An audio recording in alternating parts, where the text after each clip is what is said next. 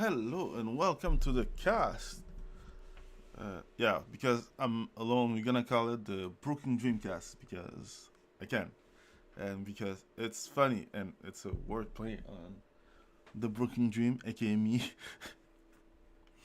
and the Dreamcast, I guess, because who would have known that? Um, yeah, I, I guess. Okay, it's just a dumb wordplay.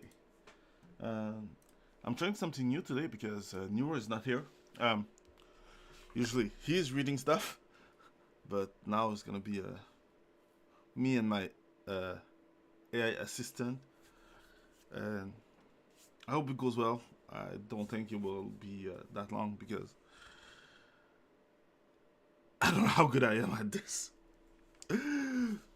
So yeah, how was my week? I guess we don't care because I'm talking with someone else, but you. But I think that I can say that my week went pretty well. I did play um, some Sunset Overdrive, no, Hi-Fi Rush, some Cuphead, and some other games. Um, there's like, oh yeah, true. Okay, this week I tried something new. I had the game. What's the name? Hitman World of Assassination. So Hitman 3.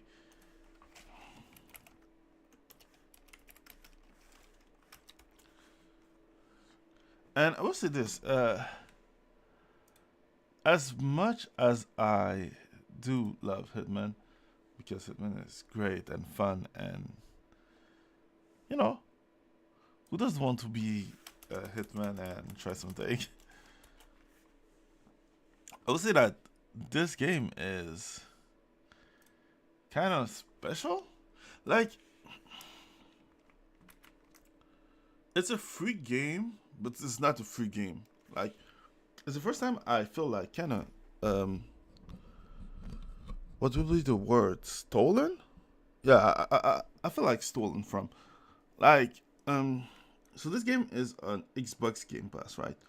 And like I told Nero before that I will never buy a game on Xbox Game Pass. The reason's simple. I'm an old school gamer. I'm used to owning my game. But the fact that Xbox did integrate a system to ban you and justify the ban show that they don't want you to own your shit. And it's not even the fact that I don't own my shit. It's on my computer. I understand that the ownership is not really there. My problem is this. If you have a system ready to ban me, that means that you're ready to ban me and remove everything that I bought. And I'll say this. I have a kind of big, I'll say not that big. I have like a medium big game collection. Like I play a lot of game. I have fun on my way. I have old game, new game. I have XX, SSX on PlayStation 2. I have Abe Odyssey on PlayStation 1 and 2. Like I have old games and I have new games, right? Like I think the last console I had is PlayStation 4, so 8 gen technically.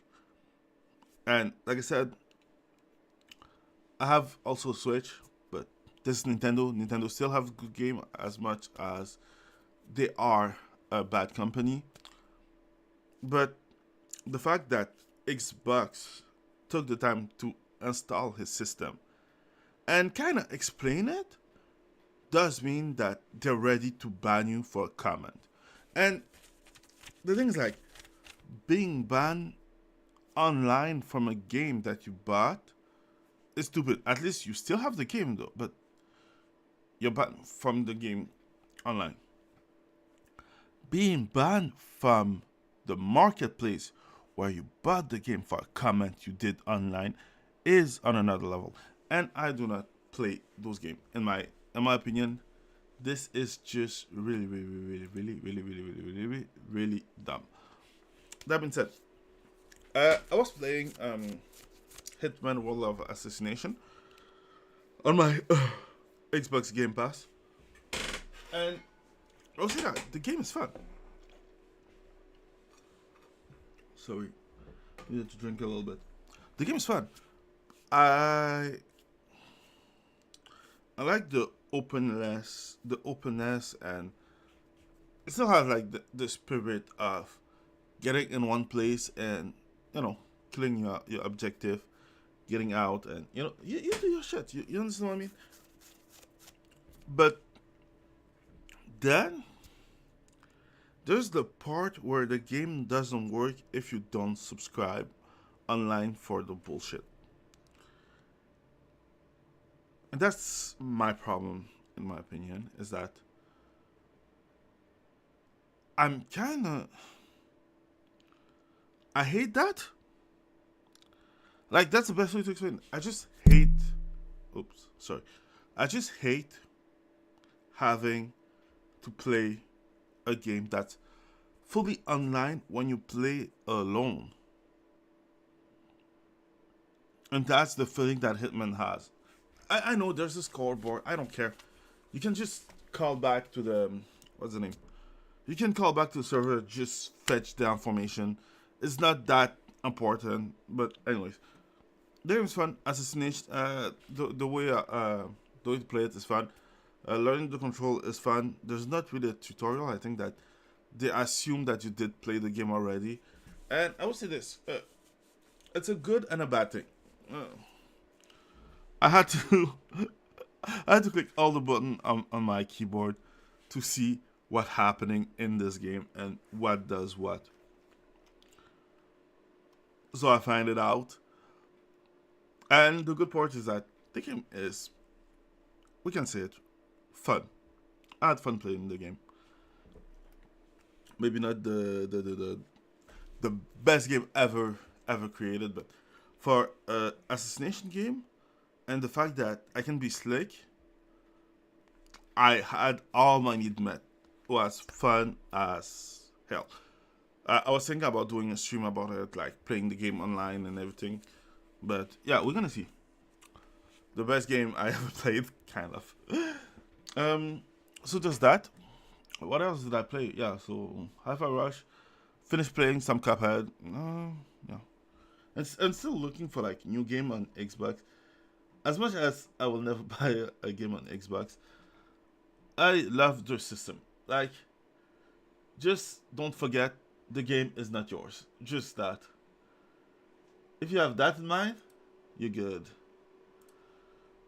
And the rotation of game is kind of, like, at first I was sure that the rotation of game will be like some trash game always ready to be played, but no, they have like a good quality and quantity of game. Like Robot Knight, I didn't play it yet. I have to play it. Control, I will not play it. You will love Control, but I don't like it. I'm not interested. Evil West, who's back? I didn't finish it. Starfield, if you want to suffer. Persona 3 Reloaded. I don't have the money to buy it, so I had it. Hello Infinite, still look good. I will play it when I will have the time. And other games, like right now, I'm still in Hi-Fi Rush, Grounded. Frostpunk 2 is coming out, so I'm waiting for this game. See the Skyline because I don't have the money to buy it on Steam. So yeah, I'm broke. But at least it works, right? Like if you don't have enough money for buying a full game, use it. But no, if I buy it for if I did buy the game for my Xbox, it will be great. But nah, not like this. Not with a company who's ready to like remove me from their services. No, like, and I don't know. Some people will be like, "Hey, Nero, you can Nero's my colleague." Like Nero can be like, "Hey, but you know the broken dream. You can always lose the control of your what's the name of your Steam, not Steam, of your Steam account. If you do something wrong, yeah, but this is less likely. Like, I don't really write in the forum, and even if I did write in the forum, they will not remove it like that. And at least Steam looks like more like user friendly than the rest. I can't wait for Ghost of Tsushima to be on computer. I didn't play it yet.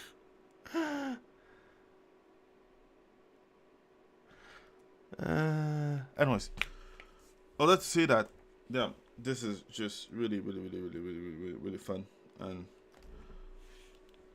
plenty of good game that I will play on stream, like during the week.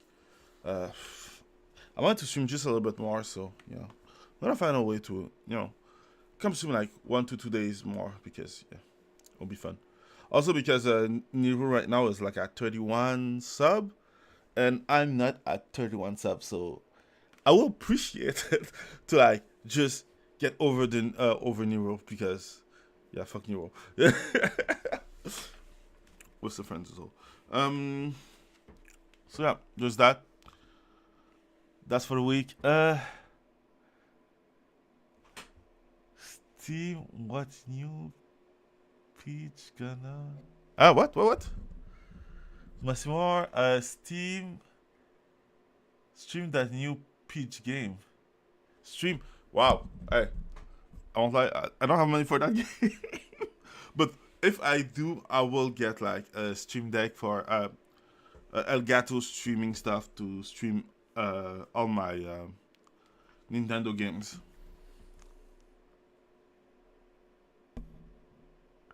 Yeah, New Year's lame. But yeah, we're having fun. What else? So, like I said, today is without Nero, so we're gonna cover like some article that I have selected. I hope that I don't fuck it up or ducks myself or just fuck it up. So instead of having Nero, we have my really good looking assistant, because she's thick. Not for real, she's thick. Love my assistant. Didn't find a name for it. If we find a name, why not? Gaxay this. My assistant is Kelly Desu. Okay. So yeah, we can start. Because yeah, I had like fun with this game. This game is super fun. I won't lie. I wanted to buy the collection, but I don't know if they did correct it, because I remember that you couldn't play the game offline, so there's that as a problem for like Hitman 3. Love Hitman though. So let's start. Oof. Okay, so Kotaku. No, you know what? I'll let my assistant read it. Kotaku owners G/O Media reportedly back down from fully shifting site from news to guides after editor-in-chief resigns. Staff push back. Oh wow, I'm surprised. This wasn't supposed to be the article in that case. From what I heard, they changed it so that people had to work on guides instead of writing the article. But I didn't know that though. You know what? Let's read some part of it, because I can. In barely recovering from what seemed, and honestly still seems, like the first step of a funeral procession for the infamous bad faith video game news website, Kotaku owners G/O Media have reportedly backed down from their desire to pivot the site's content away from news stories and towards generic video games after facing a rash of backlash from its staff. Alright, in my opinion, they should.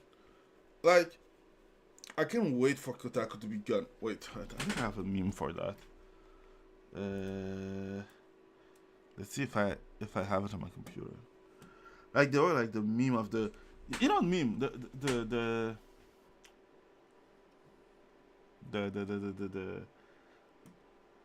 the Reaper coming for like each. Wait, let me write it here. Maybe I can find it. The Reaper coming for Kotaku meme. Yeah, sometimes I write well, sometimes I write pretty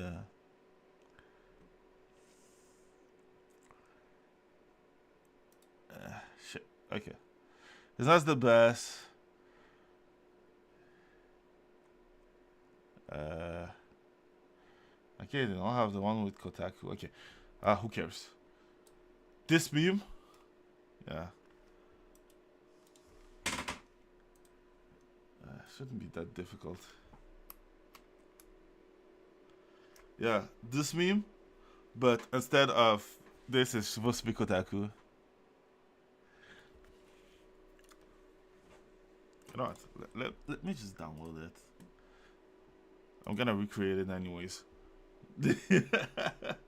Yeah. Uh, anyways, so can't wait for Kotaku to begin. Kotaku is the creator of the industry the way we know it, and like I said, like I think the last podcast or something, that yeah, it's because of Kotaku, and Kotaku was the one who created Jason Schreier, and because of them that we have the industry like this. Those fucking cummies. They will never learn the lesson. And each time they have to learn the lesson, they have to bring us with them, trying to destroy us. Like, usually I don't care that much, but yeah, I just don't want to die of hunger like they do. Like, some trouble should be their trouble, and they're alone. So yeah, it's okay. They can backpedal a little bit. It won't change anything. Kotaku still will go to the grave, and we could all rejoice at the end when it happened. Talking about Kotaku, I'll say this. I understand people who want to be like how can I say that? Not humble. What's the name? You know when people try not to gloat on the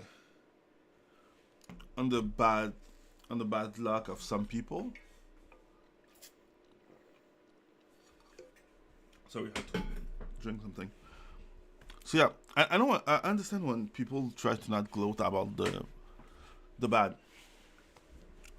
when something bad happened to some people, but I think that there's a difference between not gloating when something bad happened to some people and when, let's say, that game journalists from Kotaku lose their job. It's not a good thing. I'm not saying it's a good thing. I'm just saying that it was inevitable, like the Thanos slap, the Thanos snap, and they kind of deserve it. Like usually, you try to do your job the best that you can, so that how can I say that? So that you can keep it. But the way that they doing it is looking like they really wanted to go out of business and write the political bullshit, and that's the thing. Like at some point, how do we say that? The rooster come back to roost? I don't know. They get what they fucking deserve. Let's say it that way. Yeah, they get what they fucking deserve, and yeah, right now they deserve no job, I guess. So there's that. Still fun though. Let's go to the next article. Okay, I'm not that bad. So, Dead by Daylight voice actor claim latest killer designed to mark their transgender identity call for reparation. Yo, this shit was wild. Like, best way I can explain is that they have like a new character called the Unknown, and this is a costume, right? Let's say that the joke wrote himself, but this is a costume, and then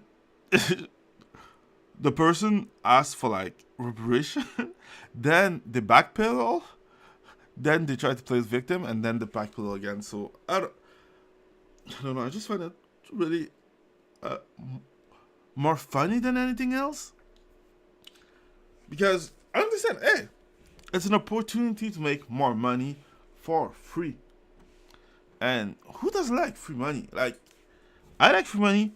I hope that you do too. Everyone else does. Oh wow, I fucked it up. I knew I fucked up something. I forgot to record the stream from the start. It's okay. We'll download it later. You know, that's the way it works. But yeah. So like I said, oh my god, this is so dumb. I understand, but it's so dumb. So now that they're like, oh no, they're getting arrested. Who cares? Okay, let's do the next one. This was kind of stupid. Mm. Yeah, this one is the same with Kotaku. It's just that uh, they had to just quit. Not.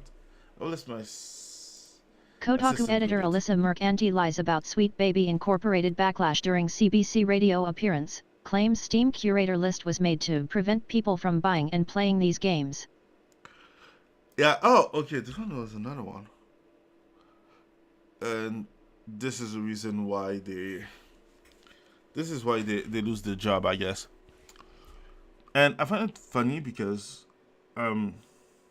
one, it's Kazakhstan, and we all know that Kazakhstan doesn't really exist.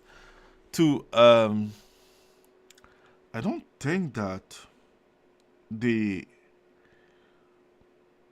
know how the Steam curator lists work.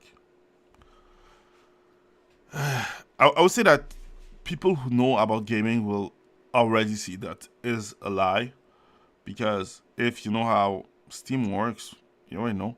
It's more like for the boomer who doesn't use the... What's the name? Who doesn't use Steam, who doesn't know how video game get purchased. And even if you have like all the boomer on your side, that doesn't mean you will win. Like you can see for like the last few years, boomer can be real annoying and make nothing work. That's my opinion. Anyways, this scene is priceless. Let's go to the next one. So from what I heard, Dogma, you know what? Let's see. Let's just see.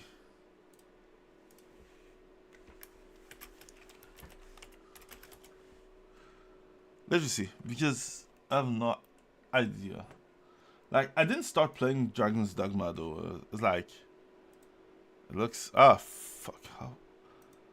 Am I fucked? How old can I be? Let's become a boomer. No, this is not my real age. I'm doing random shit. How to go to point A to point B. Oh, wow. Dragon's Dogma is mixed? Do not recommend. The character is stuck. Stuck in the floor. Can't reload as it's autosave. Can't delete character and make a new one. To a really bad start. You know what? Let's go for this. Can I read more? Yeah. You know what? Let's read the review. Like the first bad review. Damn. That bad. Character stuck in the floor. Can't reload as it auto-saved. Can't delete character and make a new one. Off to a really bad start. Edit, I fixed it. There is in fact a way to delete the save game and start over here. C:/program files, x86, /steam user data your Steam user ID /2054970 remote /win64_save. Assuming Steam's main folder is on your C drive. Delete the most recent ones. For me it was the top 3. Then go back to Steam and disable cloud storage. I hope this helps, lads. Re-edit: people keep saying to load from last in, but that wasn't working either, as it would load from the same spot. It was a freak accident for sure. The point of the story is there was no in-game mechanic to fix the problem. I obviously exhausted all available options before resorting to file editing. Regardless, not having multiple saves as an option in 2024 is appalling and should be documented and talked about. Capcom is clearly showing levels of insidious greed that I do not condone. I was just as hyped for this game as the rest of you. I love DD. I openly advocated the first game. It saddens me that this is the state of second one in today's corporate agenda. When the team at Capcom leading this project respond accordingly, I will gladly change my review and repurchase the game. Pray it be soon. Secondly, this fix is apparently causing people to get banned/blocked from playing the game. Are we banning people in single-player games for modifying files? Sims 4, community about to light on fire. God damn! Nah, you're not serious, my guy. This is not fucking serious. You got me fucked up with this review. So you don't have multiple save, so I guess you cannot save scam a fucking RPG, and if you delete, you can get banned from a single player game where you modify your own fucking files. Nah. Oh my god. Okay, let's see. Another bad review. It's just funny. Like, I know it's mixed. It's not a review bomb, I don't care. Was putting together a compatibility guide for playing the game under Linux/Steam Deck, which required me to use various Proton versions. Apparently each of these counted as an individual PC and triggered the de novo tamper protection. Now I can't play at all on any of my systems for the crime of trying to help more users enjoy the game. Damn. Okay. Oh, you know what we said to that? Fuck de nouveau. What's this? Hey Capcom. You can purchase a good review DLC for $1.99. This one was, okay, this one is funny. This one is fucking funny. Oh, nah. This one is too long. I wanted the TLDR. Some put a TLDR at the end. No. Give a charge. The nouveau bad optimization. Transaction. Do not buy. Okay. Damn. I'm kinda sad. I think I'm gonna go buy the first one. Yeah, I think I'm gonna go buy the first one. Back to the article about Dogma. Damn, it's mixed. What do they say? Let's read the first part. Wait. I did read the first part. With time I will read all the article, but... Do you like challenging games? As an older gamer now, I sometimes find it hard to convey to the younger generations the essence of what made gaming special in its early days. Gaming used to emphasize difficulty and proving impossible challenges. Yet, as gaming became more mainstream in the early 2010s, gamers watched as their hobby turned to removing those unique, sometimes maddening experiences that defined the medium for decades in favor of simplicity, ubiquity, and ease of access. Enter Dragon's Dogma 2, a throwback and Capcom's latest creation. It's a delightful headache and ode to the traditional, tough-as-nails Japanese games of the past. Like the Dark Souls series by From Software, this game takes players on a demanding journey. Here, friction is not only expected but embraced. Sometimes those challenges are bugs asking players to dedicate their minds, twitch reflexes, and hearts to conquer these challenges. Okay. I don't know what to think. Like, I know. Wait. Okay, so this is my fault, so let me see if I did fuck it up. Okay, here we go. The second article about Dragon's Dogma. This one will be more accurate. Dragon's Dogma 2 hit with negative reviews for cash shop items, de nouveau. Yeah, and from what I heard, the bugs too, because it looks trash. I'm gonna read like the first two part, the first Dragon's Dogma 2, the long-awaited sequel to Capcom's fantasy adventure, is currently, at the time of writing, sitting with a mostly negative overall review score. The reason? Last-minute de nouveau, anti-cheat, and premium currency, all in a single-player game. Fans weren't expecting the sheer amount of paid content for the game, especially given that it's single-player and any cosmetics or gear can't really be shown off. However, even more egregious is the items that provide a tangible benefit to the player, making the game easier and more convenient. Yep. Yep. I'll say this. The fact that they can ban you from modifying your game, I would say it's crazy. It's just crazy. This is just fucking crazy. But hey, I won't lie. It's funny. It's funny to see. It's kind of funny to see. Not what I would have had in mind if you talk about having fun on a video game, trying a new game alone and everything. What's going on?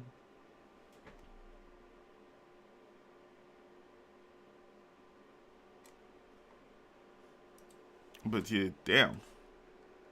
I'm still dead for that. Like, you really get me fucked up with this shit. Like, I'm so interested. I will maybe buy it later. But yeah, not now. Because yeah, this shit is like, I say it's not even crazy. It's the fact that who the fuck? Wait, 2 seconds. I'm still here. I just had like some stuff going wrong, so and task. Just like who cares? Okay, good. Okay, now everything should roll perfectly fine. Sorry, had like some download in the background, and this download were like really annoying. Fucking with my stream. But yeah, the fact, like the fact that all the industry does this right now, it's crazy, right? Like, think about it. Like, I know that there's update and everything, but they made it on purpose so that the game that you want to purchase and that video game reviewer want to review is technically incomplete. They have a version without the cash up, without the de nouveau, and without, yeah, that's it. Without the cash up and without de nouveau. And when the review drop, they have immediately both ready to go. And I'll lie, I do appreciate the fact that I don't buy video game when they come out, mostly because I'm broke. But yeah, there's nothing. That's my excuse. I'm broke, so I don't buy video game when they come out. But this is low, even for Capcom. Like, I know that Capcom USA is like trash, but damn, that's low. And the fact that you can get banned, like, I'm surprised that you can get banned from. How do you ban someone from a single player game? What? He's gonna cheat his way to the top of his own game? And you know that the only reason why they want to ban you for modifying your game is because if you modify your own game, you will not spend money in your single player game cash shop. And that's the only reason. That's the only freaking reason. It's kind of sad that all company that used to be great are this stupid right now. Like, I don't feel bad. It's just, you know, it doesn't even saddens me, and that's the worst. Like, I forget who said that. That hate is not the inverse of love. That apathy is the inverse of love. Because if you hate, that means that you still have feelings. If you don't care, that means that there's nothing. Yeah. I'll go to the next one. Script consultant inadvertently exposed what's wrong with Hollywood storyline process. I didn't read it. Let's see it together. It goes without saying Hollywood films aren't what they used to be. Part of the problem is the writing that goes into them is weaker today, owing to the repetitive copy and paste from better movies, rewrites/retcons that only serve agendas, and the self-inserts by ersatz scribes lacking the life experience or research required. That's not wrong. Let's see what else do they say. There are more than a few reasons, but those tend to be the top 3, and if you have paid enough attention over the years, you would notice these factors don't just affect the superhero genre or big franchises like Star Wars and James Bond. Unfortunately, true stories about from history, recent and far-flung, get thrown under the bus and killed by what passes for a process on the West Coast. You don't have to look any further than the Padre Pio biopic that, considered abhorrent by many, starred Shia LaBeouf as a PIO who was an afterthought in his own movie. Along similar lines, you have The Pope's Exorcist with Russell Crowe, which plays fast and loose with the life story of the Vatican's de facto chief exorcist Father Gabriel Amorth for the sake of sensationalism and shock value. Mm-hmm. I guess. But seriously, yeah, the things like most of them are like far weaker story than the other one, and I would say the worst part of those story are the fact that or the fact also that what's the name, that the villain, the one that they think that is the villain is mostly a normal person, and the hero is like more akin to a villain than he should be. Like, oh wow.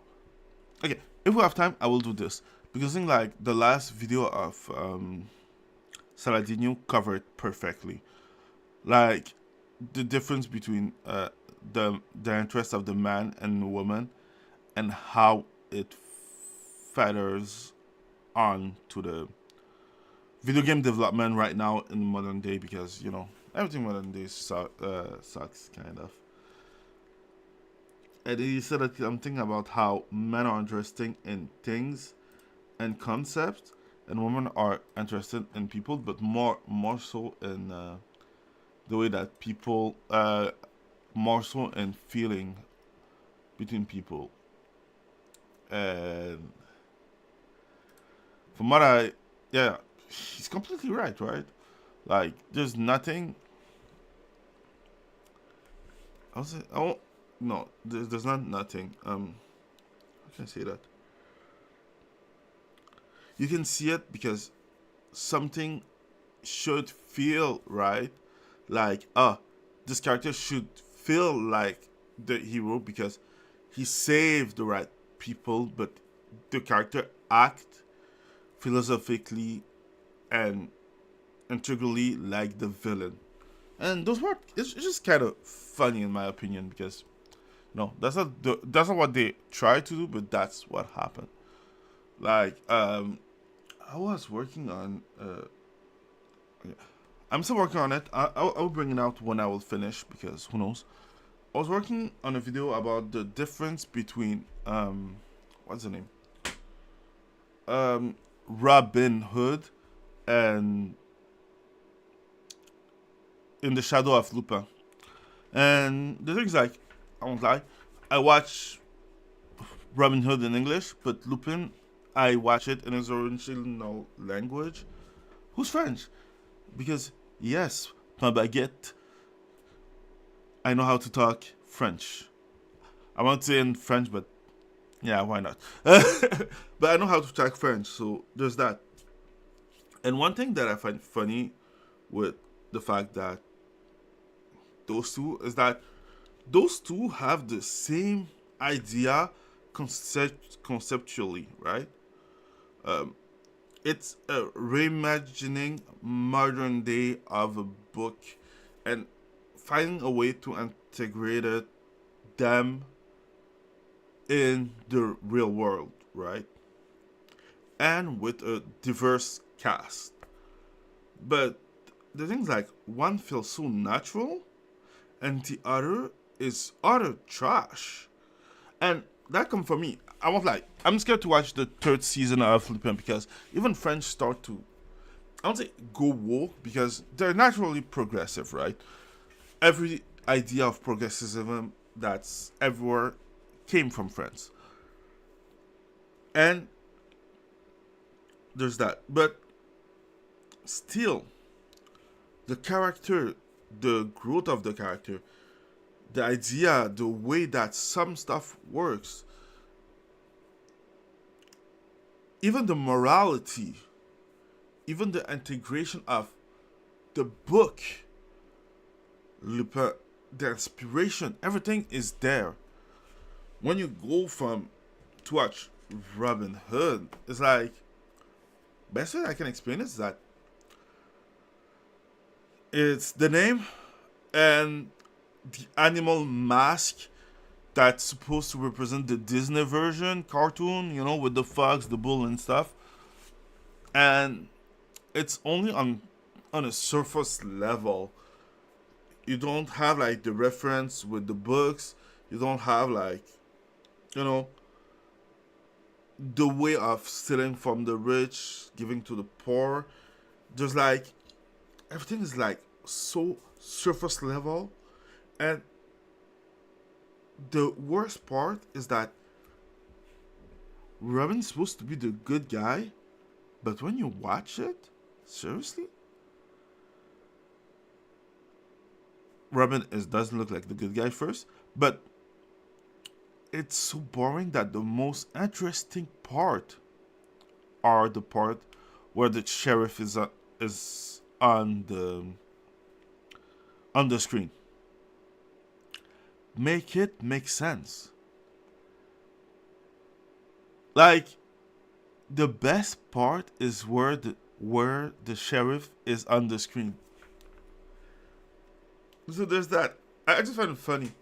So yeah, I was working on it, but the thing's like, the reason why I didn't finish it is that I didn't finish Robin Hood. I was like at the second or third episode. I was watching with someone, and after the person was gone, I couldn't finish it. It was so lame. Like literally, it was so freaking lame that I couldn't. Like I see what they were trying to do.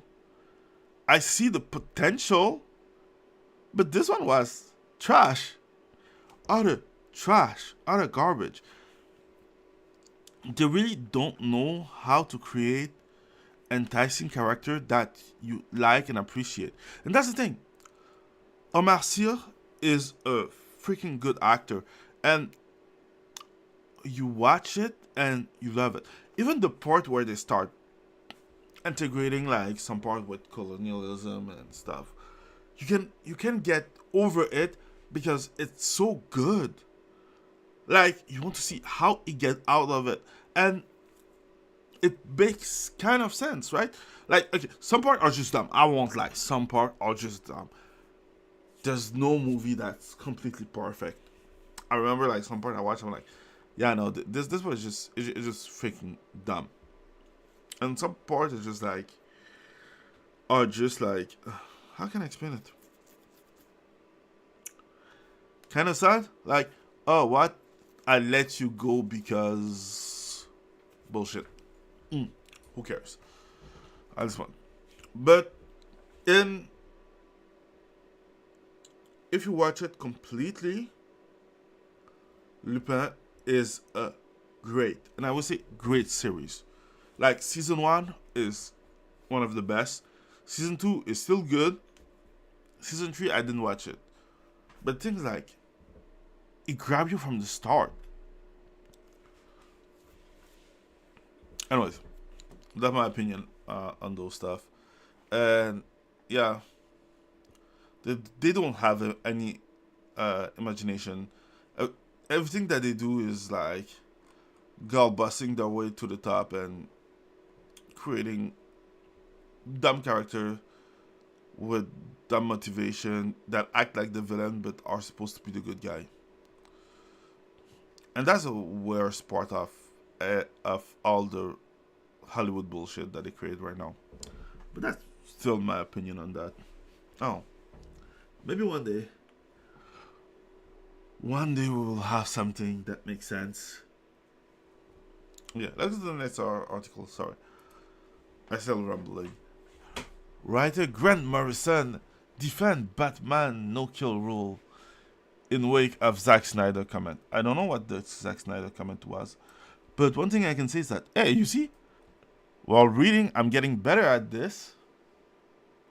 The Batman does not kill, at least that is what most of us Bat faithful like to think. Occasionally, someone will waltz along like the Joker and get him to break that rule, the one rule he lives by to keep the streets of Gotham safer.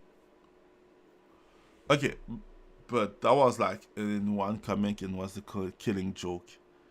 And I won't lie, this was the only one where you're like, okay.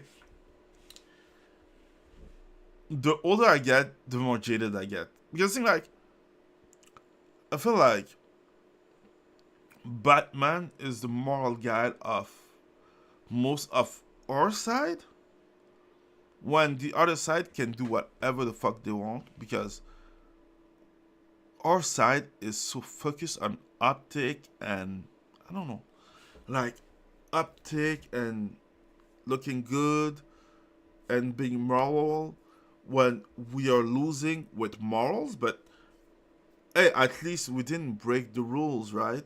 When the other side is like breaking the rules left and right and make us suffer. Like, I watched a video of Short Fat Otakura before, and he was talking about doxing. And yes, I still watch him. His content is good, even if I don't like him. You just need to filter his bullshit. But still, I watched a video of Short Fat Otaku, and he was talking about doxing, right? But things like, one part that I still think he's dishonest, because the the morality of Short Fat Otaku is that if he can say that both sides does it, he will not cover it. Because he's not a rightoid or he's not a leftoid. I don't know. I don't know what term are. But the thing is, like, he is left wing. He's a Canadian centrist, still left wing. In any other country, I don't care. And the thing is, like, the reason why I'm getting jaded is because the way that I see it is that while the other side runs roughshod on us, doxing us, attacking us, making us lose sponsor, uh, making death threat, making everything more difficult for us, we trying to keep the uptick, make it difficult for us to advance. Like, one thing that I will say that we did get better at is boycotting stuff, because people that I know that are on the left don't touch shit that is from a right wing company. But we don't care. We will buy the stuff and we don't care. We'll consume. They consume with intention. We consume without it. And we start using it. Like, the guy who doxed it done to us was doxed himself. And that's a good thing. Like, live by the sword, die by the sword. And that's the way that I start seeing stuff, because seeing people, like, no, I know how to explain it. Um, Seeing people getting beat up during the 2016 rally and election, like, I will remember this, like, I think until I'm gone. There was like a video of a black, I think it was a black gay Trump supporter, right? And he wanted to talk with people who disagree with him. or who didn't think that he could exist. And the thing that happened during that video is that he got called the N-word by by the left protesters, and he did get punched in the face, and he was bleeding. And the thing is that the things that he did after is what make me change my stand completely. He was walking back, raising his hand and saying that he didn't do nothing and he didn't fight back because he was kind of on the right side. And he lose, for what I remember, he lost like 2 teeth in the front. And I was so mad. Like, I was mad on another level. The best way to explain it is that you just acquire new medical bill for your face, for your teeth, and you're proud that someone beat you and you didn't do shit. I will have tiger suplex I will have tiger suplex that guy. I do not care. I will have fire a crowbar for him. But that's the thing. I could never be on that side of morality.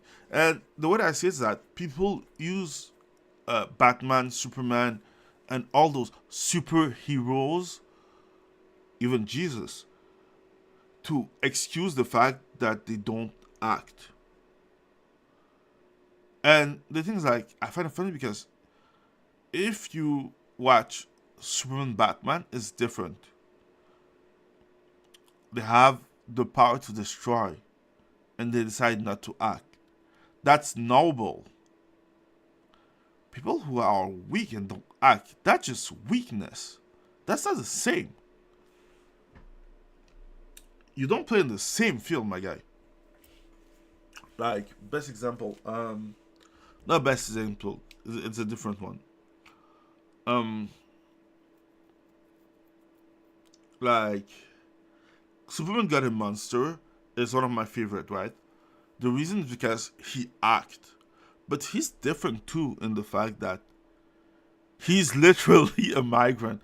And because he's a migrant, he act like a migrant would, and he has the same morality that a migrant have.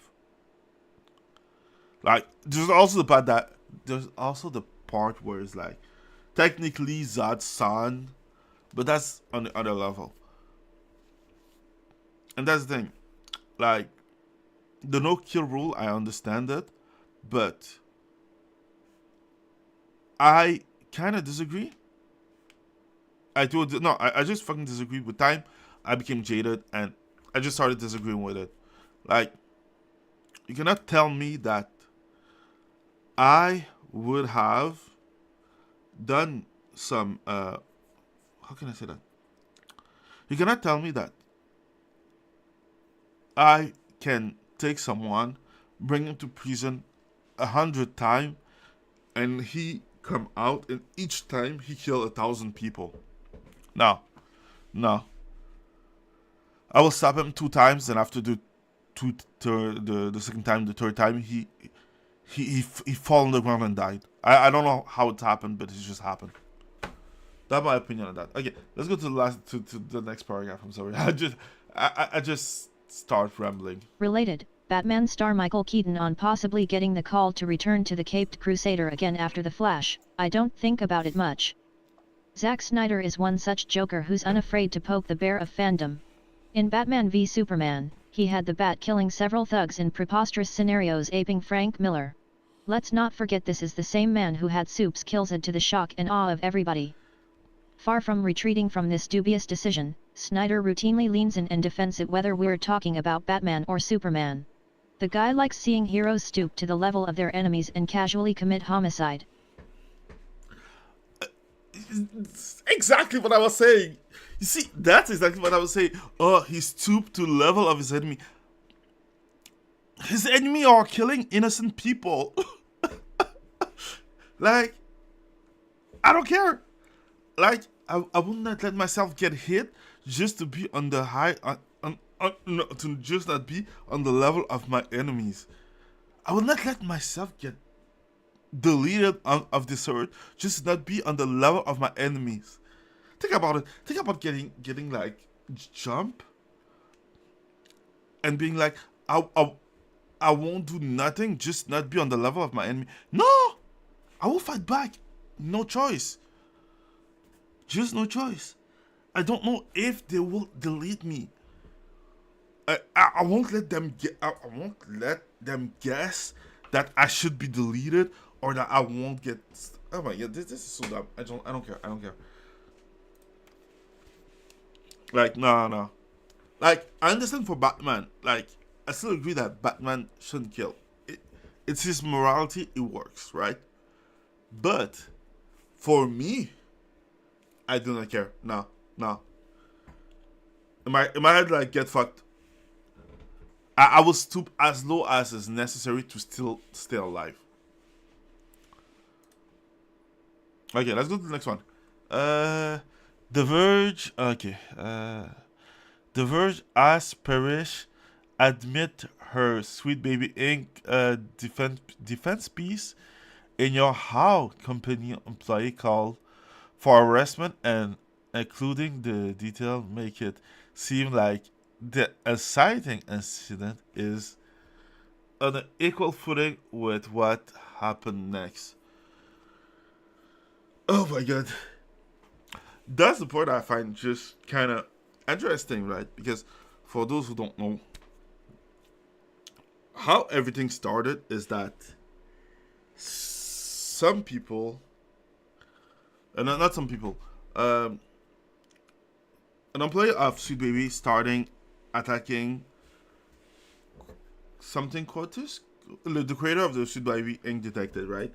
And from that, what happened is that he asked for him to be to lose his account of Steam. And I think that most people don't know, but game in Brazil are expensive. Like, if I remember, it's like 3 months' salary or something like that. And he had like his account for like 12 years. So, hours of content, of play, and a full library lost because you don't like his face? No. You ask for it. You just fucking ask for it. And, like, she just admitted that no one is putting what's happened first because it will look bad for them, and they know it, and it's so stupid. Because okay, the way that I see it is different, Because right now, most people talk about Sweet Baby Inc. And I won't lie, I understand. But let's see if I have it somewhere. Let me just find the image that I do like and stuff. Because I like some image on. Yep. Right away. That's the reason that I never fucking open X directly on screen, because that's asking for me to get banned. Because I can't. Nope. Yes, nope. So the thing is, like, CDB is the most prominent of them, right? We all know that there's Black Girl Gamer. There's Black Girl Gamers, who's here too. We also have what's their name? Gamer X. That's there too. We have another one who's shit, I forget. Something about investment or something. There's like a lot of company like this. And the good part is that they're not smart enough to make their content look different. you already know what they will look like because they all have the same ugly women on their content. So it's easy it's easy to see coming from like a mile away, right? And that's coming from me. Like I already don't buy a game when I can sniff. I can sniff. Oh wow. Oh, this looks crazy. Wait. Okay. I will just share it real fast. Just gonna touch it because it looks damn crazy. Still looking for my article. Um, but yeah, the fact that you can sniff it when you see like a character looking ugly or um like the dialogue being cringe or like zoomer-ish, and it's like you ask yourself, how the fuck do you think that this will survive the test of time? Because that's the difference between both articles, right? Between new content and old content. The old content is timeless. You can take like example. I was watching Doctor House, right? And Doctor House is fucking old. It's like 2004, 2008 type of bull. And you're like, okay, you have this who's running from one side to another, and you watch it like 5 to 10 years later, and it still looks good. Doctor House looks good. The energy's still good. The fact that every character still have like the not the energy, but um the charisma, and even like the character like Cameron, who's like, I would say that I like a little bit less because she's trying to be like have like a good morality, but her morality is flinching and moving left to right, just trying to kind of look good without being good and shit. Like even with that, you still have like even her. She's still a better character than every character created like nowadays. And you have like the new company with their DI bullshit, not even able to like make their stuff fucking not even last. Just make their stuff being viable, right? Because you listen to it and you finish and you're like, God damn, that's old. That's getting. I just listened to it like 2 minutes ago and it's already old. And that's the problem that I have like with modern gaming. Like the best example of that is like Indivisible. Great gameplay. Like the gameplay loop is good. The idea is good. Some part of the game are programmed with like a mindset of a person that really wants you to play the game this fucking way, right? But except that, the game is the idea, the development is pretty great. And then you have the freaking dialogue. And the best way I can explain it is that they try to explain something that can explain in like 2 line in like 5 minutes, and it's so freaking draining. It's the kind of game that if I will replay it, and I may replay it, I will just skip the dialogue. The dialogue is annoying. You just want to punch the character in the throat. It's mean to say that, but for real, you just want to punch them in the throat. They're so fucking annoying. And they're so cringe and Tumblr-ish. But except that, it's a good game. And I think that there's the same problem that they have with, what's the name? Stuff. So, we have here GamerX, Sweet Baby, what's that? Gay Gaming Professional. And this one, I don't know which is it. But you have this, and I did put this there too. Why do you think that take more resource to make trans character than a cis character? What actual evidence do you have for it? It's just someone being dishonest. Are you surprised? No, I'm not. People are always being dishonest when it comes to this subject. It's just kind of an like at first it was annoying, but now it's just tiresome. Like it's just like okay, you drink the Kool-Aid, okay, good. And I saw this one too, so I was asking myself. So how Sweet Baby operate? Okay, yeah, take character, make them look ugly. Eh, looks kinda good. I will steal the shit. Save as image. Uh, like, and keep it in my shit. I'm gonna use it one day. So, and this one I find funny because things like, um, let's see, how Saudi Arabia has become a global hub for anime and manga, and I won't lie, it will be great just because like they won't censor it the same way. And from what I heard, they won't censor it at all. I unironically, I'll let my waifu read this. I unironically trust Saudi Arabia when it comes to foreign involvement of the production of anime than the West any day of the week. Arab Muslims aren't the ones demanding that anime girls need to cover up, it's Westerners who have been doing that. That's I won't lie. This is so fucking true. And from what I heard, they like anime as much as we do. And if they're a fan like we are, that means that they don't care if the character. They don't care if the character looks like an anime character.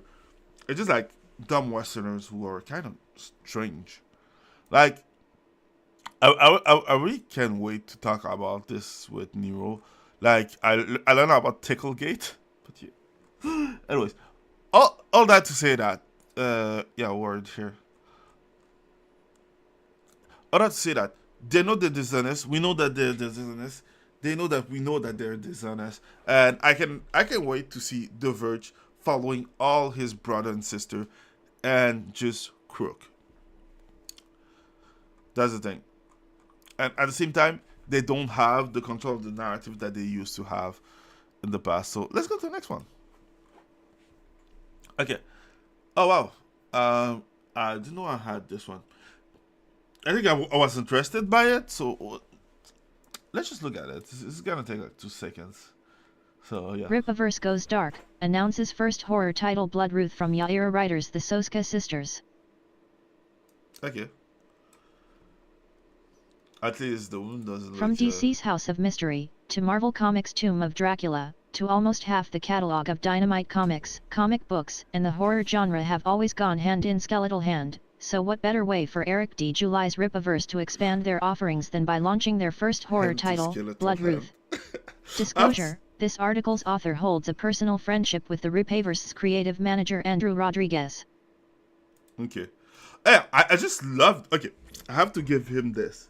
Just the fact that he is upfront with his friendship, yo, he get the 100%. It's like he's a better, he's a better journalist than every journalist from every other publication ever. Just for that, just a little bit of disclosure, bring it to another level. It looks interesting. I will not have the money to buy it, so that's sad. But hey, the day I will have it, I will go through it. It'll be fun. So, this one was just funny. I just saw it and I was like, I have to see what they're talking about. Because, for those who don't know, um, Disney did cancel a lot of shows. Reason is that they're about to get taken over by Nelson Pelt and other people who want to bring back the magic of Disney and stop doing this dumb ESG bridge shit. And I was like, I understand because the thing like right now I'm only consuming um Eastern shit and YouTube shit. like one of the anime that not okay, it's a lie. I also still consume some French shit, but that's because I have to keep my French in order, right? I don't want to lose my good accent that I have, my good French accent that I have, because we in French eat baguette and croissant, and yes, it's pronounced croissant. That being said, listen, but I do not even take the time to watch stuff. Sometimes, if someone asks me to, I will, but except that, I don't take the chance to find something that I think will be bad. Like, I was talking about Nero, and we were watching, what's the name? Blue Samurai? And the thing is, like, I do not support woke shit at a high at so high of a level that even if the hint of woke is about to be subverted, I drop out. Like the best example that I have is I was watching what's the name? What's the name? I was watching Blue Samurai. We were watching Blue Samurai, and after 3 minutes, I decided to put it in French because English VA are trash. Best way to explain it is like they don't know how to do VA as well as French. So I put it in French, and it was better directly there. But the thing is, like, the series is so freaking woke, and the best thing it's a slap in the face of Japanese creation. They try to look Japanese with hating what they're trying to look as, and you can see it for the way that they touch some subject or they go to the Japanese stuff. It's really I hate stuff. If you want to learn more about it, we have a video about it on the main channel that Neuro did, and he did a review about it, and I commend him on it because I couldn't watch more than 2 minutes.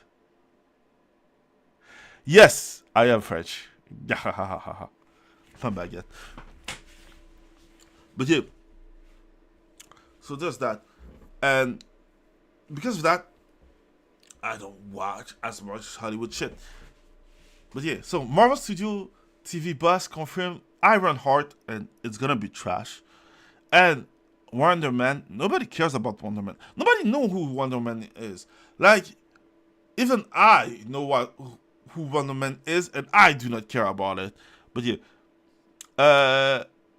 survived recent wave of cancellation, where editing both of the show as we speak. So I can wait for this to fail with her dreadlock, and you know she's a Black Lives Matter activist, and will do everything to make it work. It's gonna be so fucking dumb. Like, oh my god. There's always a way to insult us. God damn it.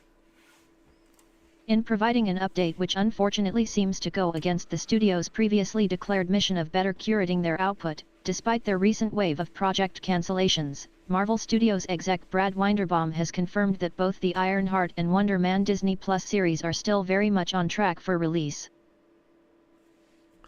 That's just sad. I can't wait to see them fail though. The Marvel Studios head of streaming, television, and animation offered this news regarding the studio's television plans while speaking with pop culture news website Agents of Fandom in promotion of the upcoming premiere of X-Men 97. I will say this. I'm kind of sure that they will turn Wonder Man black, and Ironheart is just trash as a character. I will say this. Like, from what I could, for what I did read, and for what I learned from it is, oh my god, this shit is trash. But okay. But hey, who can wait for this dumpster fire? I can wait for all those people to be like, hey, what a surprise. Ironheart just crashed and burned to the ground. It's gonna be funny as hell. Let's do the next one. So, Larian Studio, no Baldur's Gate 3 DLC, and Baldur's Gate 4 on the way. Or Baldur's Gate 4 on the way. That, I'm kind of surprised because from what I heard, people did like Baldur's Gate. At least Act 1 and 2, and Act 3 was when they become infested. And I wanted to talk about this too because the way that I see it is that um the way that the infestation work is that the game come out, it's interesting, it start have a cult following, and then the Wookiees come out of the ground and start affecting the game and changing the culture and make it so that good programmer lose their jobs and bad programmer came in and all those dumb bullshit way to change, the company culture and everything, right? And that's my way of seeing shit, right? And the way that I see it is that we should start using their tactic against them. I mean, think about it. If a good game come out and is popular and it's interesting, and people like us start applying to those job offer and take those jobs and help those games become great, we will have more of what we want. That means big anime titties waifu. But it's just an idea like this because the thing is like the way that I see it is that they've just find a way to infest. And I understand that it's different because they are bummed that don't care that much and also don't need to have a big salary, right? Because they live like in a one and a half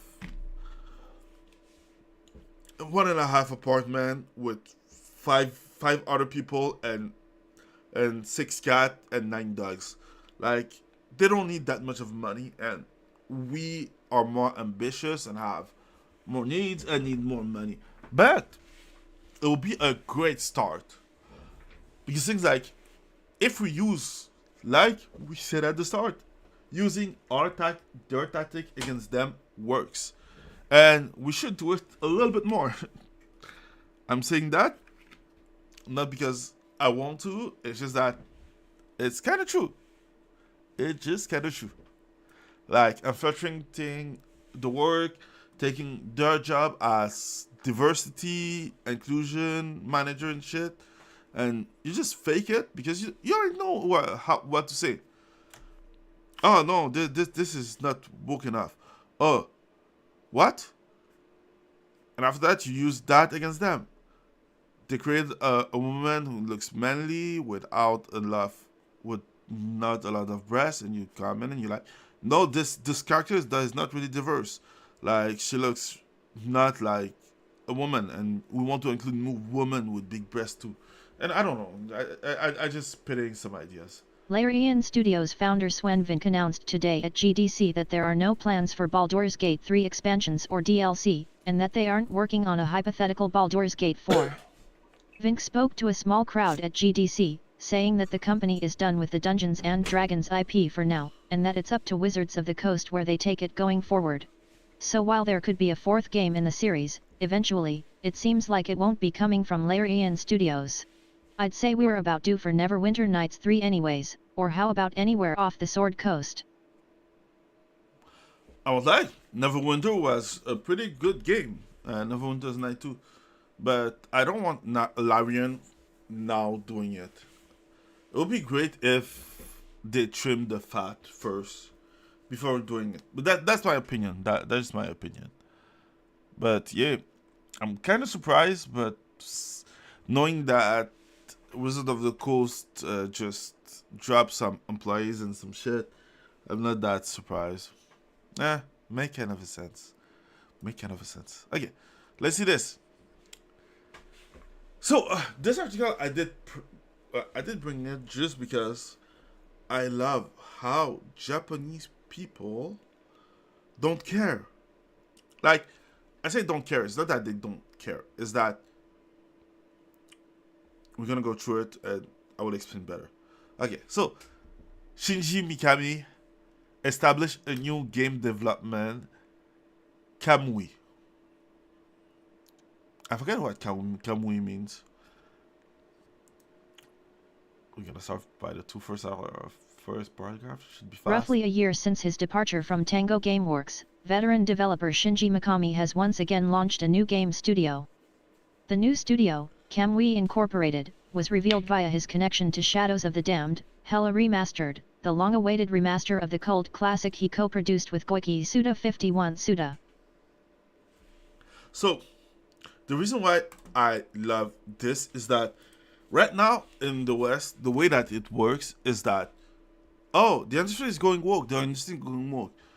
I don't want to lose my job, so I will work and, cover my head, look down, work, and let them put woke shit in the game, and,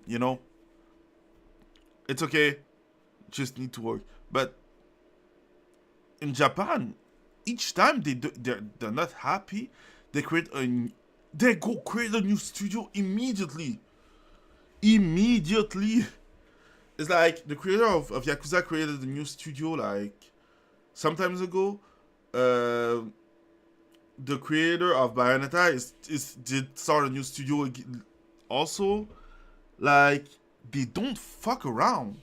It's like, oh shit, you don't respect my vision? You don't want to go the way that I want to go? Fuck it, I'm gone. I create my own studio and let's go. Let's start over again. And they say it again. That means that it's not his first studio. And this is a thing that I think that the West should do too, right? Like, I know that some Blizzard employee did left Blizzard and create Frost Giant and other stuff, but we just need more of that. The reason why I say that is that if we do that, what will happen, in my opinion, is that we will have more space. Like, more gaming company, more space, will be more stretch, and that means that the work manifestation cannot go that far. Remember, they're a small team that try to invest a lot of video game company, and the only reason why what they do works is because everything is start to get, every company start to like get together to be like a bigger company. It's easy to get in EA and affect EA if you're in top of it, because after that you can go top down and push your bullshit. Try doing that in like 50 companies at the same time. That's difficult, right? And at the same time, think about it. All the good employees who know how to program fast a good game, creating inventive game mechanic and make it everything work as well as it does. All that, plus all that, going away from company and creating their own company, competing with the older company. What will happen? Oh shit, you just have the woke dumb people who want money for doing nothing and destroying video games. What a surprise. What will happen? Oh shit, we don't make money, we don't make enough money. Oh, we did go broke. No, there's nothing to save us. People don't buy our game also. There's a one-way track to the end of the line, in my opinion. But that's my opinion. I just love the way that Japan does some stuff. Not all the stuff. I hate the censorship on hentai, but that's another story for another time. And the fact that I hope never to be like investigated by the Japanese criminal system, because they will find a way to put you in prison. 99.4% conviction rate is not normal. Okay, so there's a Beetlejuice sequel movie getting first teaser trailer, and I did take the time to watch the teaser trailer so that you don't have to, and also because in my opinion, it's not that worth it. Like, uh, sorry. I think they shouldn't. Uh, I think what's the name of the cool girl who was smoking? The one who was playing Wednesdays in this movie. But I'm not interested. And this comes back to the first article that we had. The fact that they don't have any imagination. They can only take from the past and ruin it. Like, who the fuck think that Beetlejuice needed a fucking sequel? Seriously. Like, Beetlejuice is a great movie. I love it. I love the movie, I love the series, I love everything about Beetlejuice. It was fun, it was my childhood, it was what we used to watch in family and stuff. But that with Family Adams was pretty great. But this is unnecessary fluff. And also they will I'm sure that they're gonna write it for a modern audience. So in my opinion, it's not needed. Yeah, Jenna Ortega. Jenna Ortega is fucking great. But I'm not sure that Jenna Ortega can save this movie. She's like I will say this. In my opinion, Jenna Ortega is the closest thing that we have right now of a Hollywood star, like in the past. I don't know if you understand what I mean. Like, think about like, uh, I was like, I want to say Fresh Prince or Will Smith, but before the slap, or like all the other actors who knew how to dance, how to sing, how to act, and how to gather a crowd and interest around them. That's what I see in Jenna Ortega, and it would be great. I wish for her to be like a big star for a long time, but at the same time, I don't know. I'm not that interested in Beetlejuice, and there's some movie who don't need a sequel or a remake. Can we like stop with this? This fat had to die. Anyways, Valve announced Steam Family. User can share and play Steam library simultaneously. This is great for real. The fact that you can share and play, this is fucking great. Can't wait to try it out. Just good news, right?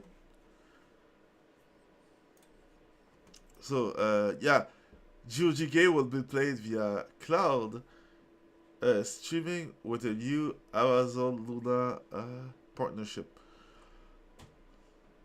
This one, I'm skeptic about it because it's like the way that GOG works is that you can play games with. How can I say that? Yeah, the way that GOG works is that you own your game like completely. Like I have my library GOG, I can take the game, put it on a key, on a USB key, and give it to a friend who can play the game. It's like old school games, like when you used to have the CD and you could take the CD out and install the game and just play it, click on it, and it's yours. You do what the fuck you want with it. But the fact that they work with Amazon is I'm skeptic because Amazon is not that fun of you owning shit. And I really love talking about owning stuff, but it's because I know what it is to like. I don't like the new trend of losing a game that you pay for. The best explanation I have is like, sorry, wait a second.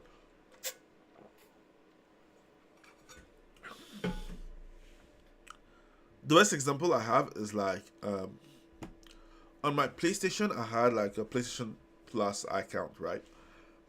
And the reason I had it is because I'm broke, so having like free game each month it's a fair.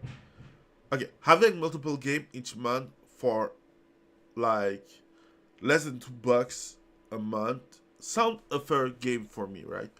But things like I stopped paying for the PlayStation Plus for PlayStation Plus, and seeing all those games who used to be mine not be mine because I was renting them by paying each month.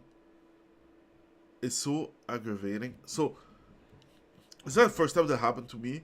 So owning my game is on another level for me. Like when you broke, owning your shit is there's nothing more enticing than owning your fucking shit. You're just gonna just give me a 2 seconds just because like I have like my nose who's like clogged.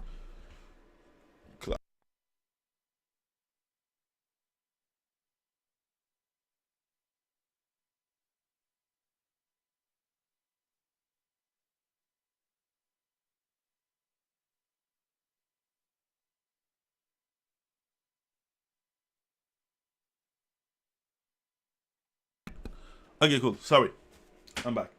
Yeah. So yeah, there's nothing more important for me than owning my shit. So that's that. And knowing that Amazon is not fan of that, uh, I'm starting going like, oh, hey, wait a minute. We're gonna see before touching this. Also because I have like kind of a medium library on GOG, so there's that too. Interesting. So Zoneless Zone Zero announced a third closed beta test. New character. Okay. Looks interesting. We're gonna watch it together because we can.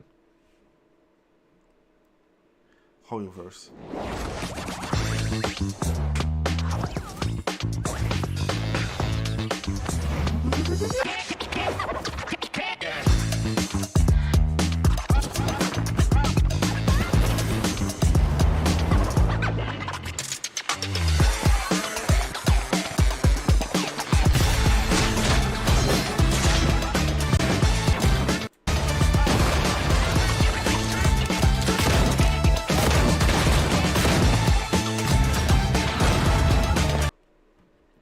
Looks interesting. Sorry if I didn't play it completely. It's just that at some level you're just like, okay. The thing is like, I appreciate what MiHoYo does, but at the same time I can see like the Chinese influence in it, and there's a lot of more. It's a lot more cover than Nikkei Goddess of Victory, and I feel like Zone Zero is like a direct competition with Nikkei.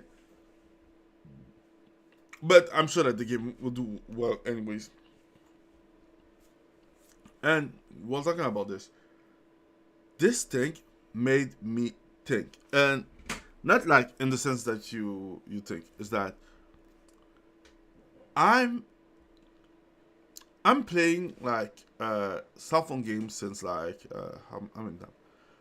I play cell phone games since the advent of the first iPod. Yeah, first iPod. Because I used to have one. So now you know that how that I'm fucking old. And the thing is that um since the first iPod, there were uh, the cell phone economy was interesting, but did change, right? Because we had like what was it, Excalibur or Sword something? It was like the first Sword game, and they had like fucking great graphics, and it was a good game, and it was like $2 or $3. But I remember me and friends like me who had like an iPod because we were young, broke, and dumb. We would like crack our iPods so that let's say that we can have the game that we wanted for less than what we wanted, and have everything that's included. And I'm asking myself if this did came out just a little bit later, with us having money like now, would this industry be different, right? Because we had a choice at that time, like, do you want to pay for the game and have a full game for that you paid for, or do you want a free game that you will pay over time, or you will have to grind for it? And we as a community choose the second one, right? Not that there's something bad with it, because there still is games, full games with full rank being made for cell phone and shit. But now that I would say that cell phone games are did become real game, because at the same time there are almost as much people who play Genshin Impact that play like Call of Duty. Maybe I'm going a little bit too far. But the thing is, like, usually you'll be like, yo, you're not a real gamer because you're not playing a real game, you're playing a cell phone game. And now everyone's playing Genshin Impact on cell phone, on PlayStation, on Xbox, or on PC. So, where the fuck did you go wrong?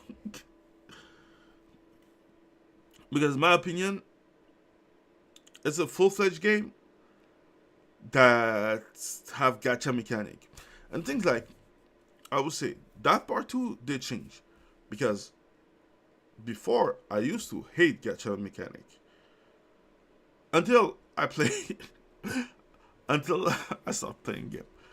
And that's the thing. Since I've been playing games, I see people talking about gacha games, and the way that I see it is that those people didn't play a gacha game. Because a gacha game, yes, it's a gacha. You have a lot of mechanic, and there's a lot of way to lose your money if you want. But to be fair, you can play the game for free without giving the game a dime while you play a game for a lifetime. Like, I used to play the game, what's the name? A Guardian Tale, right? And I used to be in the top 100 without giving them a dime. And that's also because I did play the game from the start. But still, I was in the top player of this game while never using money. And the thing's like, what's the difference? The difference is that you're just playing a game online with gacha mechanic. If you play consistently, you will find a way to have every character like I did and max every character at the end of the day. The only difference between someone who pay and someone who doesn't pay is that one will get it faster. And even then, is not guaranteed. It's really just not guaranteed. Like, it's just the way that you pay. And you can go free. And I won't lie, when I decided to use some money, I became top 15 of the game. But the thing's like, I say that because I did that. But I was following someone who was top 5, and he had account free to play. He was so good at the game that he was top 5 without giving the game his money. Also because the game didn't want his money too, but you see what I mean? So it depends. It really depends of the gacha. And I would say that if you want an opinion on a gacha, ask people who play that gacha. There will be as fair as possible on the gacha mechanic. Because some games don't have any pity mechanic, some games don't give you what you want. And that's the thing. Some gacha are good, some gacha are just trash. It's like all games. And yeah, I was like, seeing gacha ads, there's nothing funnier than that.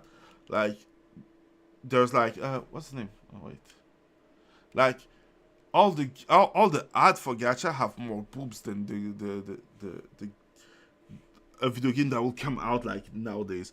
So just that. I went all the way for the gacha. You know what? Gacha for the win. And for Garden Tales, the thing that did bring me to Garden Tales, I will just show you. Give me 2 seconds. It's just that I just want to be sure that I should find a way not to have this. Oh.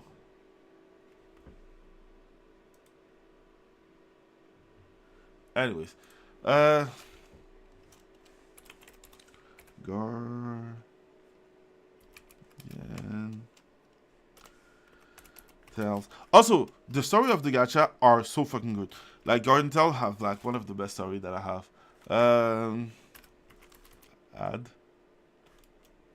Ads.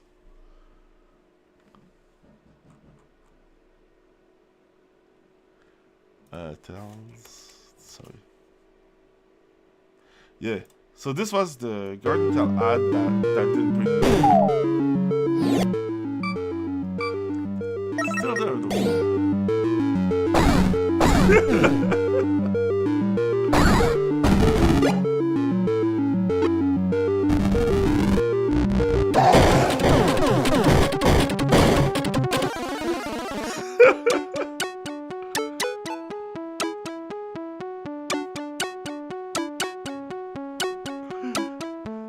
I think there's another one.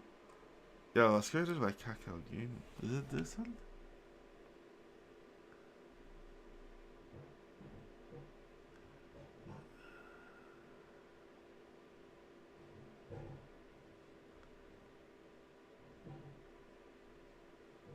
Is it this? I don't know.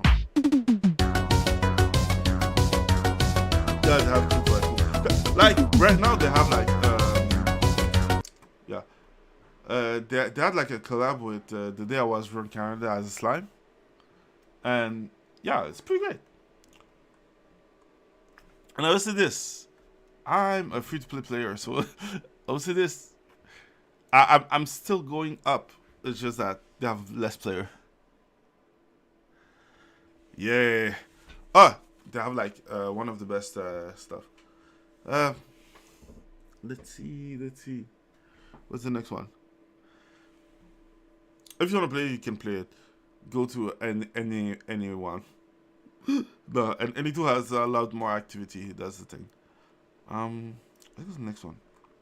Yeah, we already covered Shiji Mikami. I'm sorry. Beetlejuice, Steam, GOG. Yeah, that's where we were at. So, you know what? Fuck Tekken 8. I don't want to talk about it. The thing is, like, I don't have the game. I wanted the game, but I couldn't play it because I'm broke.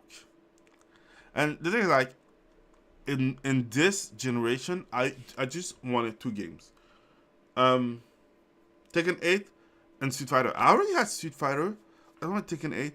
And the reason why I don't want Mortal Kombat is that Mortal Kombat was the trashiest fighting game of this generation. And you know it was the trashiest because even before the game came out, they were starting to advertise the DLC about Omni-Man, Homelander, and Peacemaker. You know that your shit is trash when you start advertising like characters that are not even in the game. So yeah, that's my opinion on this. Let's go to the next one. What's this? Yeah, I want to cover this, but I wanted Nero to talk about this. This one too. This one is just fucking funny. So, I would let my assistant read it. Report: over 50 game developers took part in organized Scream at Game Developers Conference. So this shit was when I saw the video, it was so freaking funny. Is it the real video? Sorry for the sound.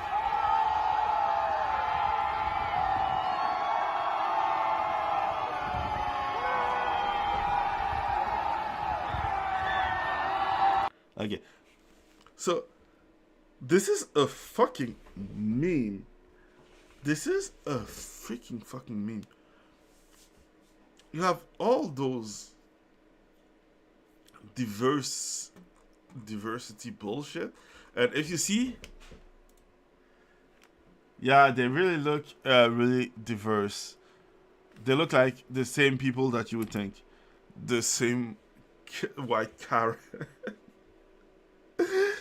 that is like with red or color hair that is yelling again. Like this meme will never die down. I'm sorry, it's just dumb as hell. And the way that I see it, me, is that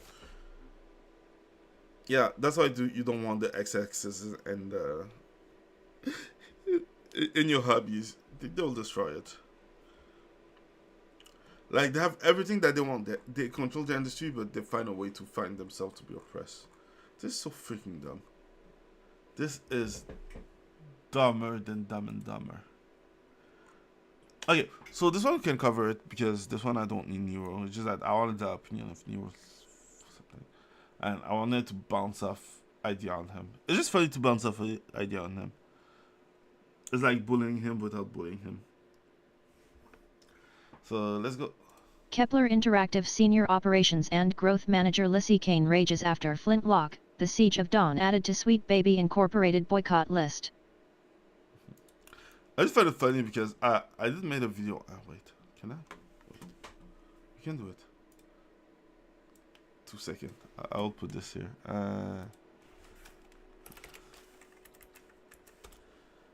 YouTube.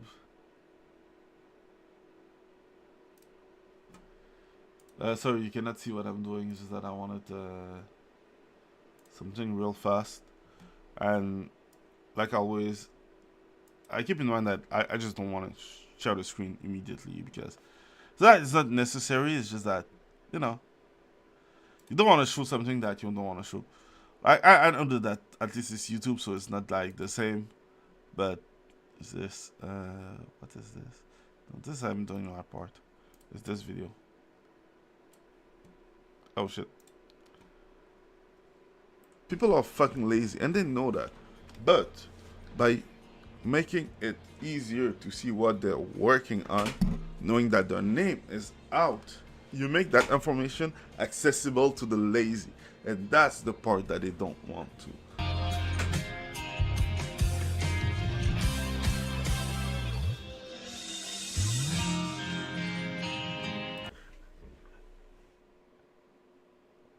Diversity is our strength. Nice one. Nice one. People are fucking lazy. And I think that this short video represents everything that they hate, right? Because it's kind of true that people are lazy, right? And that's why they hate the list. But yeah, wait. Where was I? Somewhere here. So it was a whole game that was added to stuff. Like I do my part by just not buying game with ugly women, but you know some people need a list to help them, and some people will be in the denial until the end of the days. Brazilian gamer Cabrutas Rambo announced the game's inclusion to the boycott list, posting on X, "Hey guys, I added another game to my curator list. The game is called Flintlock, The Siege of Dawn, and as shown in this physical copy of The Edge magazine, it involves Kim Belair, Sweet Baby Incorporated CEO. I have waited a bit before deciding to add this one because a dev from Flintlock team reached to me through my mail, stating that they eradicated the SBI part and basically remade it completely. At this point, together with my staff, I have decided to give them the chance to prove this, allowing us access to the game pre-release and asking their manager to have a conversation with me. They openly refused on both points, leaving me without any way to confirm what they were telling to us. This doesn't speak very well about them. So, yeah, new game in the list," he added. And I would have done it differently. Like, the thing is like, no employee would try. Okay, how can I say that? the fact that an employee reach out is good, but you want to verify without snitching them out. So, like, being this transparent can make the employee lose his job. If he's truthful and just want the thing to work, that's just not for him. If it's not, hey, who cares? He will deserve to get stuff. Okay. Okay, so she founded a studio or something. It used to be white. I'm not surprised when the CEO and casting director are doing something. Blah blah blah. Wait, I wanted the part where she is. Okay, this one. Because yeah, this one. Let's go. Following Kern's thread, Kane took to X where she wrote, absolutely fuming, vibrating off the effing plane of reality. This piss-weak pseudo-journalism that the far-right GG** are taking is so vile. Incredible to see in real time, and closer to home, how wrong Grumsy is and how damaging he and his weird troop are. Okay. You didn't show that it was wrong though. Okay. Kern would share this post as well as information from Kane's website, which has now been locked down. The post or yeah, okay. At least it's a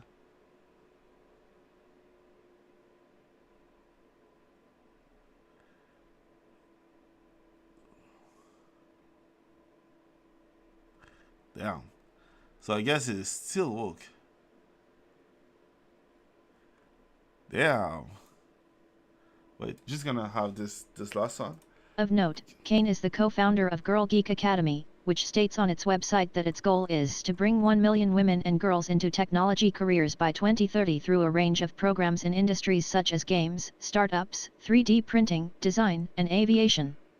It adds, we work to tackle structural issues facing women and girls in technology by influencing families, corporations, government, schools, and the tech community. God damn. Oh, see this. I never understand the fact that they wanted like diversity just for diversity's sake. Like if people are interested, they're interested. If they're not, they're not. This is just dumb. But yeah, let's say that. Who cares? Another game in the pile. Like I would say this. They had more publicity from Cabrutus calling them out than before because I didn't even know that this game existed. And if I did, I would have been interested. Let's go to the next one. So, the Pokemon Company doubles down on wokeness with job listing from Director of Diversity, Equity and Inclusion, Social Responsibility. And this is the one article that I found and I was like, God damn, we should start doing the same as they do. The way that I see it is that this post is open for everyone.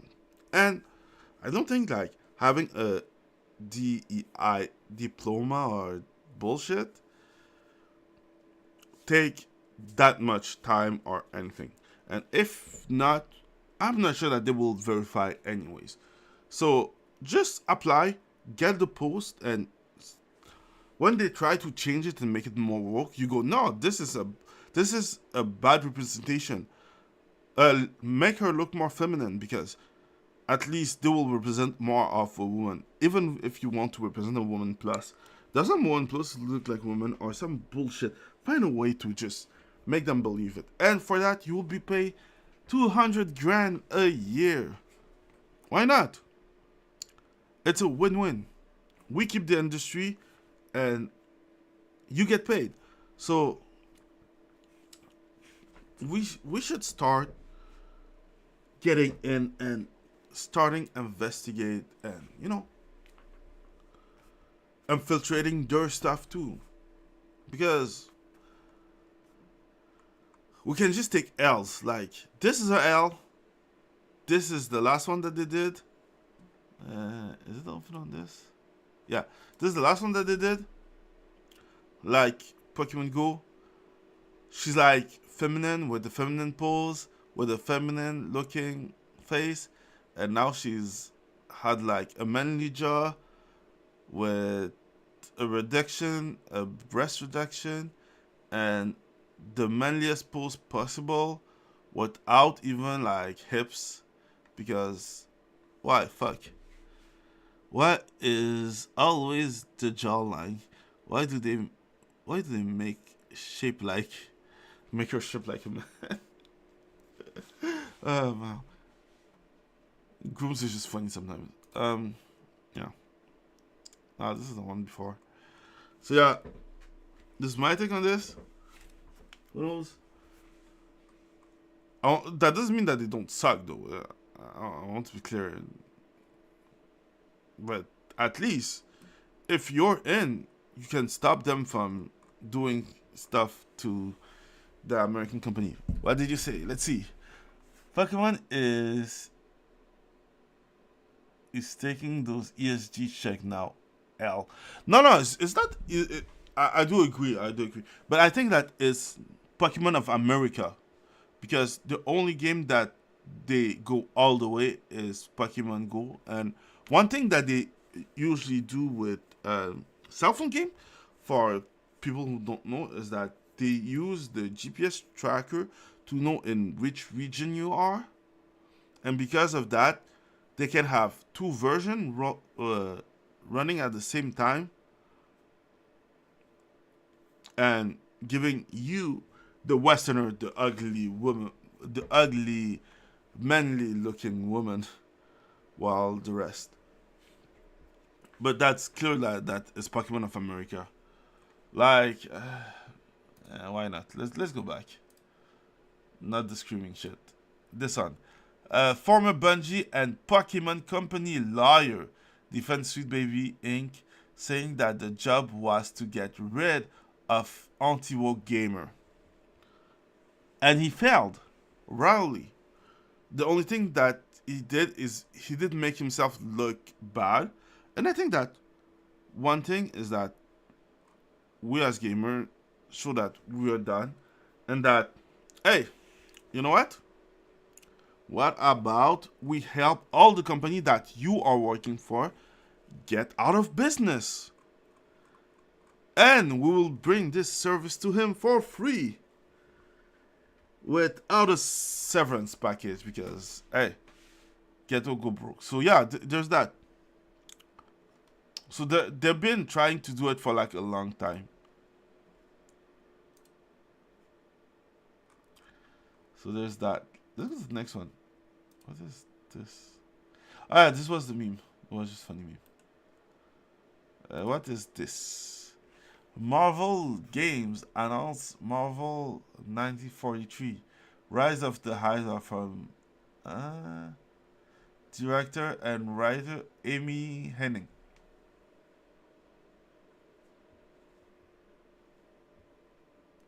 You know that I'm just interested, right? Amy Hennig was one of Marvel the best Games writers. announces Marvel 1943, Rise of Hydra, from director and writer Amy Hennig.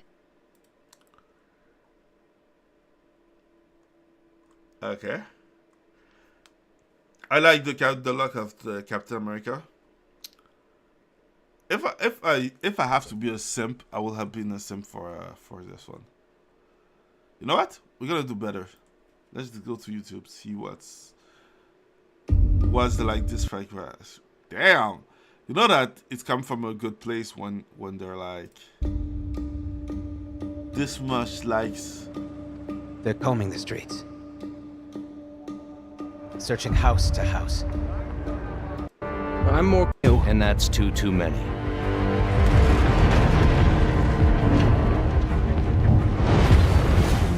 I'll be Stand beside me. when am I not?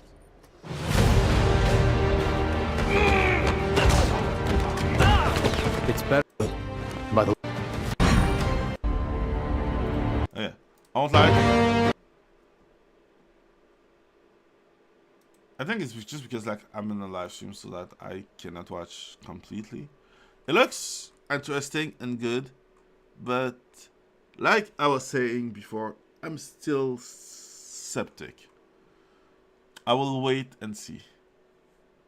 I'll not buy it directly, but it looks good though. And the fact that Amy Henning is attached to it, for me, is a plus. Oh yeah, this one. Remedy revealed 2023 revenue decline by 24% in fourth quarter, despite Alan Wake 2 release. So, in other word, this was a flop, and they did it to themselves. Like, I saw people say that they like Alan Wake. I don't understand how, but hey, good for them. But let's say that if Remedy goes down, it will add another body to the count of Sweet Baby. I'm just saying that. At the same time, they kind of deserve it. The game looks stupid and lame, and they should just have created like characters that are interesting. Very funny. So Reflector Entertainment, another company who will mostly go broke, and Bandai Namco Unknown 9 Awakening add to Sweet Baby Ink Detector list. Okay, so this one I wanted to add it. Bandai Namco is not the creator of this game. He's just the publisher. And that's the thing. Not all games that work with Bandai Namco are created by Bandai Namco, right? Like this, to say Reflector Entertainment is the company who is working with Sweet Baby, but Reflector is working also with Bandai Namco. So, doesn't mean that Bandai Namco is not working with Sweet Baby. If I remember, there were like, I have like the list somewhere.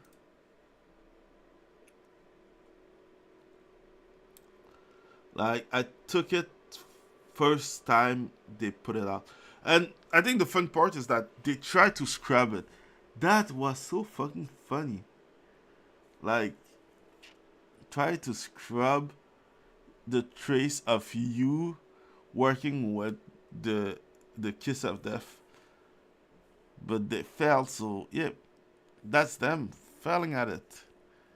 And now this game will be done. From what I heard, they tried to here. They have all the company. Where's Tecmo? Like Sony Santa Monica, Take-Two, Ubisoft, Square Enix, Warner, Fiji, Polytron, Rocksteady, Who Will Die, Co-op, I don't know who is it. This one I don't care. ME. That's Remedy. Change Agency, Wizard of the Coast, Dick 9, I don't know. Echo, People Can Fly, Fellow Traveler. No, yeah, Remedy is here. Sorry, this is. I don't know who those are. All those are. Electronic R. So yeah. You have all those companies ready to go down. So I find it funny the fact that they take the time to do it, but at the same time they can never predict themselves. You can see it. Co-founder, chief operator of Sweet Baby, marketing and narrative consultant for self-employed, brand content manager for Reflector Entertainment, senior product manager for Ubisoft, marketing coordinator. So you can see that, they started at Ubisoft being woke and creating their own stuff and bringing wokeness to everyone else that didn't want it. So they can go fuck themselves. And I can't wait for that. Let's go to the next one. You people will never learn. At the end of the day, clearly a sign, you see? Oh, she looked like a woman. She looked like something.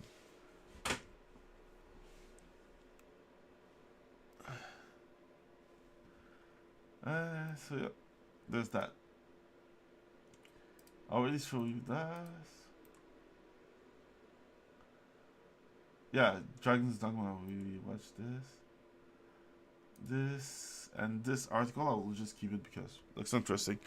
So yeah, we made it through at the broken Dreamcast game. The broken Dreamcast. So yeah, that's it. Yeah, we covered all the article. I hope that you like it. This is the first for me. I don't know how good I did, how bad I did. I had fun. So yeah, I think this is the last article. I have nothing else to say. We covered all of it. So we hope that all the stuff go Sweet Baby goes to shit. And yeah, on that note, don't hesitate to fight back and yeah, be a little bit evil and stay passionate. And see you next week.